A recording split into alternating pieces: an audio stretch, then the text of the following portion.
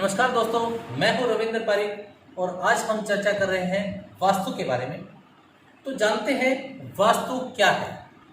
दोस्तों, ब्रह्मांड में ऊर्जा है और वास्तु ऊर्जा के प्रभावों को केंद्रीकरण करके आदिकाल से हिंदू धर्म में चुंबकीय प्रभावों के बारे में काफ़ी, दिशाओं के बारे में काफ़ी और वायु प्रभाव के बारे में, गुरुत्वाकर्षण शक्ति के बारे में काफ़ी ग्रंथ लिखे गए। वास्तुशास्त्र की रचना यह बताती है कि मानव जीवन किस सुखमय ढंग से और कैसे ऐश्वर्य से जीना चाहिए। इसके लिए हम धन धान्य की वृद्धि हो और पृथ्वी, जल, आकाश, वायु, अग्नि, इन पांचों तत्वों के समानुपात मिश्रण से हम अपने जीवन को कैसे सुलभ बनाएं। तो दोस्तों, यह शास्त्र एक बायो इलेक्ट्रॉनिक मैग्नेटिक एनर्जी की उत्पत्ति, जिसको कि हम लेकर अपने जीवन को बलिष्ठ और मजबूत और धन धान्यपूर्ण बना सके, सुलभ बना सके, उसका ही एक ज्ञान है जिसे हम शास्त्र कहते हैं। दोस्तों, वास्तुशास्त्र में आकाश, अग्नि, वायु, जल, पृथ्वी, इससे निर्माण क्रिया होती है, भले किसी देह या शरीर की हो, जीव की हो या पेड़ पौधों की हो। इसी प्रकार से देह विलीन कैसे होती है, वायु, जल, अग्नि, पृथ्वी और आकाश आदि में ध्वस्त प्रक्रिया होती है।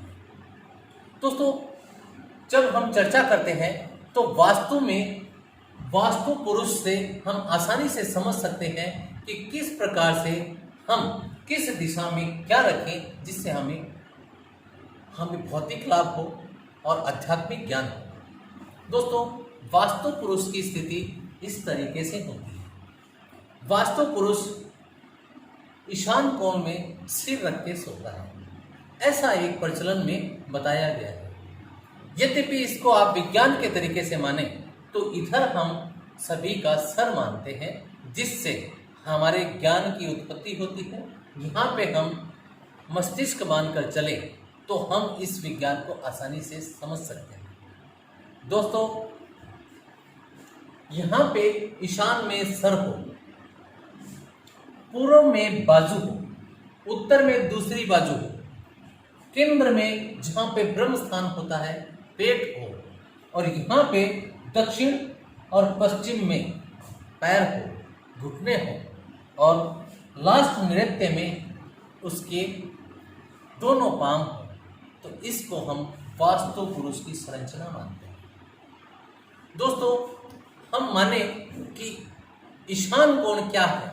ईशान कोण ये है जिसमें हम गुरु का निवास मानते हैं। इसी के साथ उत्तर कोण है जहाँ पे हम बुद्ध का निवास मानते हैं, जिसे शास्त्रों में बुद्ध देवता कहा गया है। इसी प्रकार से हम वायव्य कोण मानते हैं, इसमें चंद्र का निवास मानते हैं।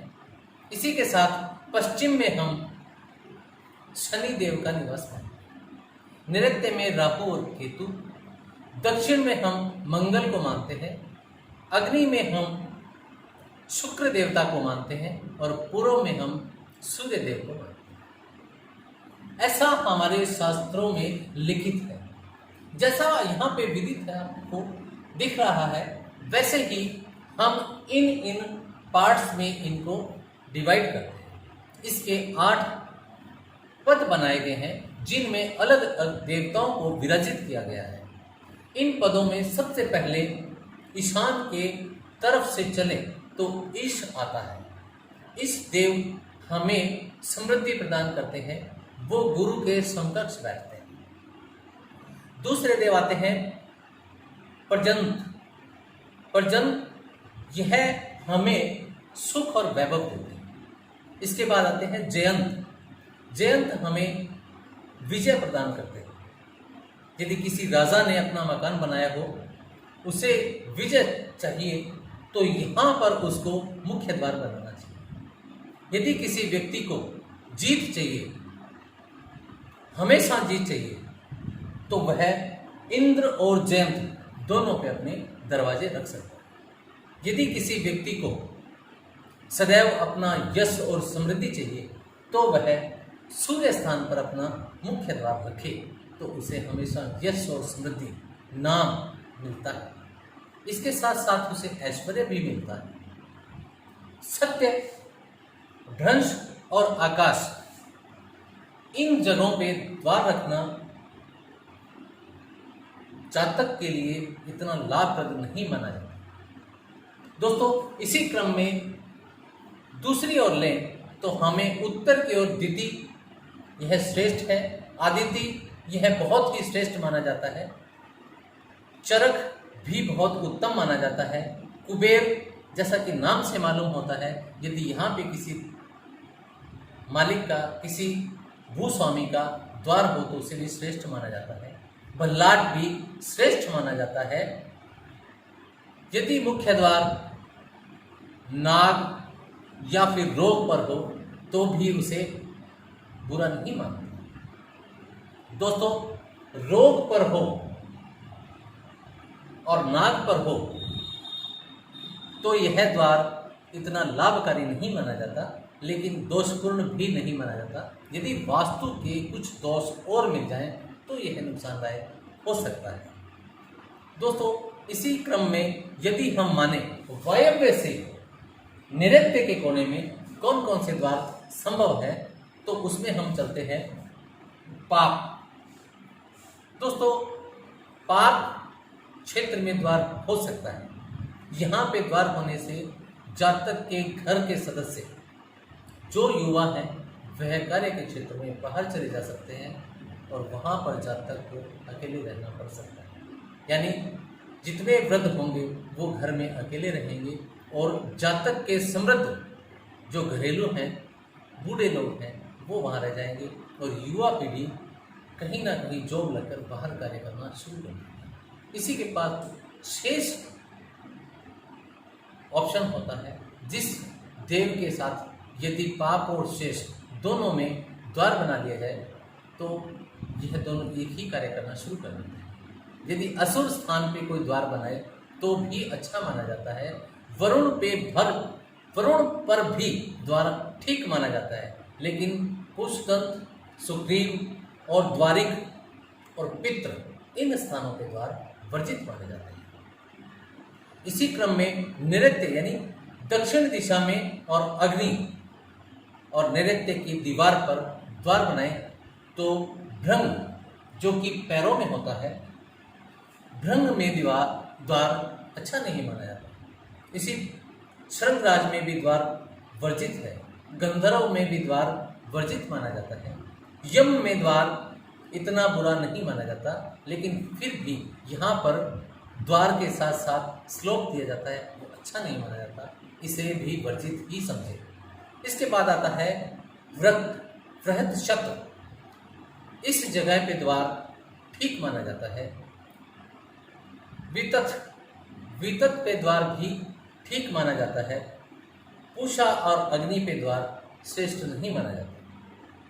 दोस्तों, अग्नि कोने में यदि किसी का द्वार हो और वहाँ पे वास्तु की 3 कमियां और पड़ जाएं तो एक व्यक्ति को नुकसान देती हैं, उस घर में किसी युवा को मृत्यु तुल्य कष्ट देती हैं या फिर मृत्यु ही दे देती है।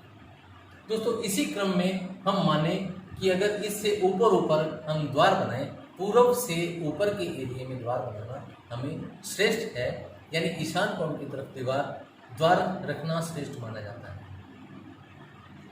दोस्तों, काफ़ी लोग इस स्ट्रक्चर से ये समझ जाते हैं कि यहाँ पे हमें ये चीज़ बनाएं तो श्रेष्ठ रहेगी। जैसा किसी व्यक्ति के मस्तिष्क में यदि आप टॉयलेट बनाते हो तो जाहिर सी बात है कि उस घर के सदस्यों को टॉयलेट का नुकसान अवश्य भुगतना ही पड़ता है। दोस्तों, वास्तु पुरुष के सर, जो कि ये विज्ञान है, इसमें मैं आपको चित्रात्मक शैली से बहुत इजी वे से समझाने की कोशिश कर रहा हूँ। यदि वास्तु पुरुष के सर में कोई भी गंदगी डाले, कचरा डाले या फिर टॉयलेट बनाए, सेफ्टी टैंक बनाए, तो उसके मुखिया के सर में भी इसी तरह की गंदगी भर जाती है। अर्थात घर में औरतों की, पुरुषों की और स्त्रियों की, इन सब के दिमाग में एक तरह का एक अपसेटिंग चलती रहेगी और घर में किसी न किसी तरीके से बदनामी अवश्य होती है।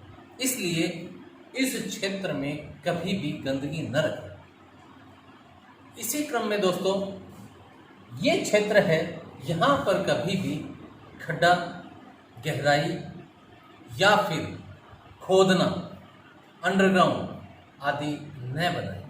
इससे भी जातक को बहुत बड़े नुकसान झेलने पड़ते हैं।